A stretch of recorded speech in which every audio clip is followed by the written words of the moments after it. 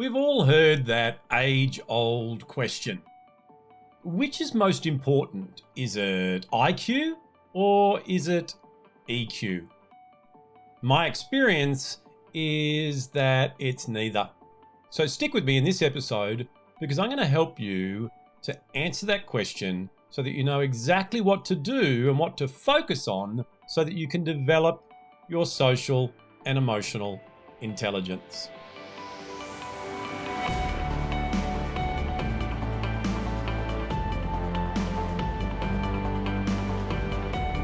Hi, this is Grant Herbert, Emotional Intelligence Speaker and Trainer of the Year and Master Coach Trainer. And today I want to have a conversation with you and I want to answer the question around IQ versus EQ with why can't we have both?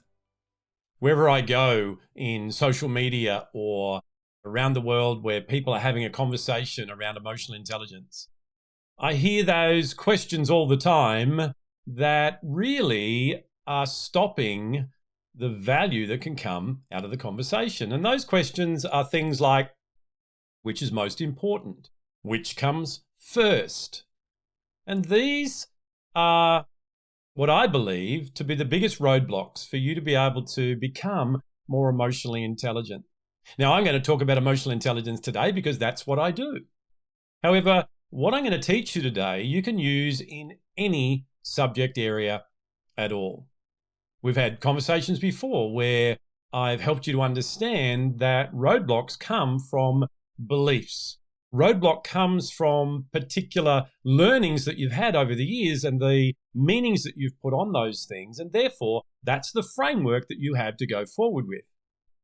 So before we get back into our conversation around all things social and emotional intelligence over the coming episodes, I want to lay some ground rules around it that's going to really set you up to get the most value.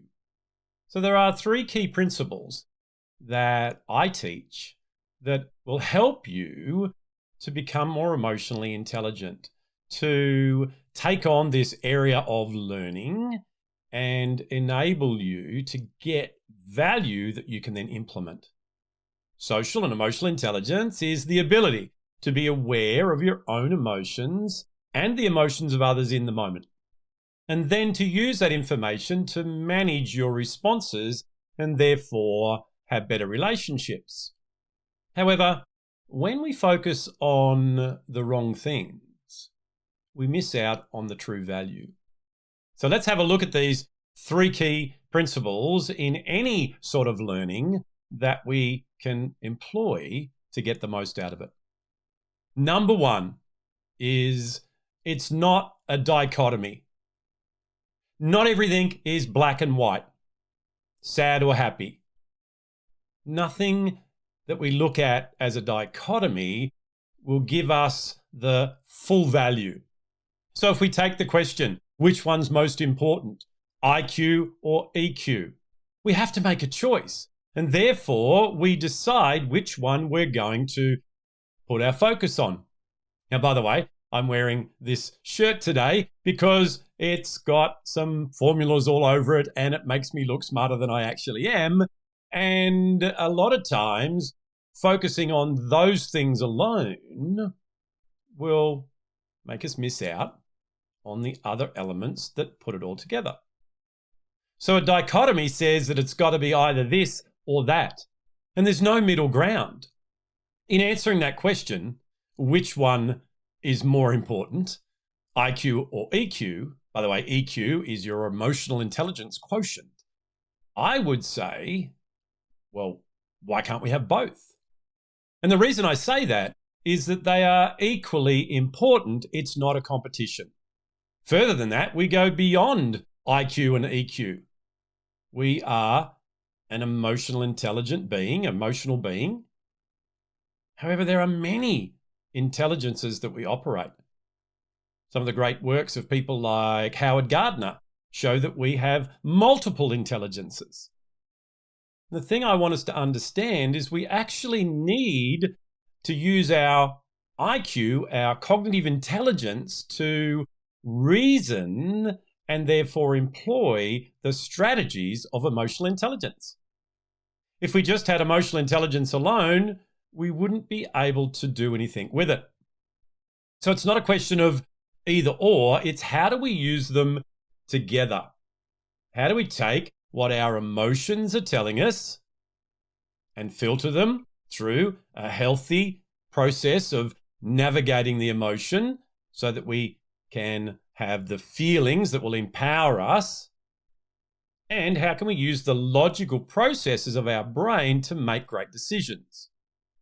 So that's the first point. It's not a dichotomy. The second area I want to talk about is focus on agreement. Right now, there are so many opportunities in the world for us to have an opinion that's different to other people. We're either this or we're that. And the challenge with that is that that's where conflict can come in. What I like to do in the area of emotional intelligence is have a look at what we agree on. You see, emotional intelligence, like anything else, is a science. And therefore, there are different findings and different opinions around these things. So if we look at emotions themselves, people will ask, well, hang on, which comes first? Is it the emotion or the feeling? And are emotions and feelings the same? Depending who you talk to as to whether or not they'll agree with one or the other.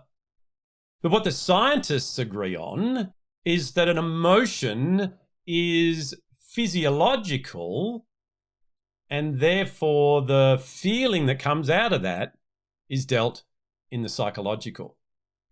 So by realizing and agreeing on the point that the scientists agree on, that emotions happen physiologically, when we look for those cues, and that's what they are, we will look for feelings in our body. We will look for changes in our physiology that give us those clues.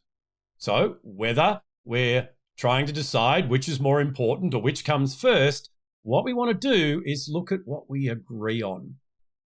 And when we find that point of agreement, we can work on that. It doesn't matter whether or not you call an emotion or a feeling. If you look at the underlying teaching that I do around emotional intelligence, moving past that roadblock of needing it to be this or that will allow you to have the results that you want. And the third principle, now that we realize it's not a dichotomy, it's looking for agreement, is that as we take on this journey of learning to become more emotionally intelligent and more socially intelligent, it's all about taking small steps. When we take away the dichotomy, I'm either someone who's not emotionally intelligent or I am, when we look for that middle ground, when we give ourselves space to grow, when we realize that emotional intelligence or any other skill that we're learning is all about incrementally making changes on a daily basis, we will actually go from where we are now to where we want to go. We'll actually become more emotionally intelligent as we take on and develop more of the strategies. I work with the 4-quadrant model of self-awareness, self-management, which is all about us, our personal competences, and the social competences, which are in social awareness and relationship management. All in all, I train, coach, and certify people as coaches in 26 competencies of social and emotional intelligence. But it's not about getting all those things and going, thank you, Grant, let me just install those now and I am this. No, it's about starting a journey from self-awareness and incrementally getting more self-aware, incrementally being more accurate in our assessment of our emotional intelligence, incrementally becoming more confident and building our personal power and changing our identity back to one of self-approval. So the third point that I want you to really focus on is take small steps and do it incrementally. So to become more socially and emotionally intelligent, we have to shift from mindsets that we've already got. We have to prepare ourselves and unlearn some of the things that we've already learned. We have to stop looking for exact science in a dichotomous sort of way. We need to look at what we can do right now. We look at what it is that we agree on. And we take that thing, whatever it is, that learning. We look at a strategy around it, and then we implement that into our life on a daily basis.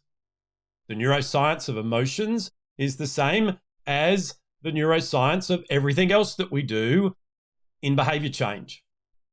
It's about recognizing the things that we are doing now, that we are thinking and believing now that are not serving us.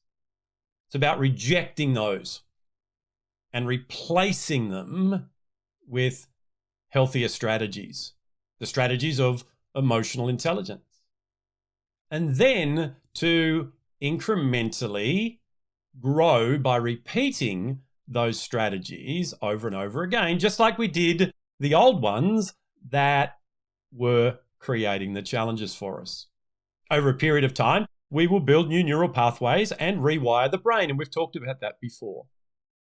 So when we look at the topic of emotional intelligence, let's look for things that we can agree on and we can work on right now. I'm really excited. In about 4 weeks' time, we have our annual Emotional Intelligence Online Summit. It's a 2-day program that I've put together for people all around the world, and you can be a part of it and join us. It's something that I do as a gift to the community on emotional intelligence. I pull together some great speakers. So come and learn one thing from that summit that you can then put into your life right now. If you are a coach or a trainer and you are looking to become a subject matter expert in social and emotional intelligence, then I can help you with that as well, and help you to be able to fully understand what it is, why it matters, and how to develop it in yourself and in other people. Well, that's it from me for another week. Make sure that you subscribe, you hit the notifications, and you join me again next week as I continue this conversation and incrementally take you through the 26 competencies of social and emotional intelligence so that you can remove those fears and anxieties and the things that are holding you back and navigate your emotions in a positive and healthy way. I'll see you then.